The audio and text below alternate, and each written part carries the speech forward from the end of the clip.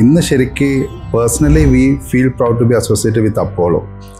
കാരണം ജസ്റ്റ് ഒരു normal company, ഒരു ഇന്ത്യൻ ട്രഡീഷണൽ കമ്പനി ഇന്ന് സത്യം പറഞ്ഞാൽ the fastest growing tyre company in the world is Apollo.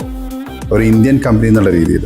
കാരണം പല ആൾക്കാർക്കും വിചാരം അപ്പോളോ സത്യം പറഞ്ഞാലും കേരള കമ്പനിയാണെന്നുള്ളതാണ്.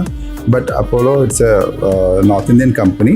അവർക്ക് ഒരു പ്ലാന്റ് ഇവിടെ കേരളത്തിൽ ഉണ്ടെന്നുള്ള ഒരു മാനുഫാക്ചറിങ് പ്ലാന്റ് നമ്മൾ പോകുമ്പോൾ കാണാം കളമശ്ശേരി ഭാഗത്ത്.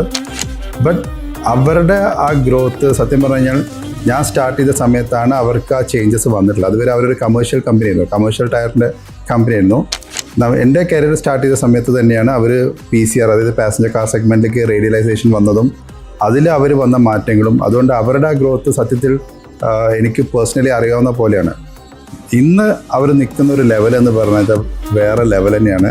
അങ്ങനെ അത്രയും അഗ്രസീവായിട്ട് ഒരു കമ്പനിക്ക് മാറാൻ പറ്റും എന്നുള്ളത് ഹൈലി അപ്രീഷിയേറ്റീവാണ്. അത് നമ്മൾ as an Indian we should be really proud. കാരണം നമ്മളെല്ലാവരും കേൾക്കുക ടാറ്റ, ബിർള, അദാനി ഇവരൊക്കെ കേൾക്കുള്ളൂ. പക്ഷേ അതുപോലെ തന്നെ ഈ ഇൻഡസ്ട്രിയിൽ വലിയൊരു മാറ്റം കൊണ്ടുവന്ന ഒരു കമ്പനിയാണ് അപ്പോളോ.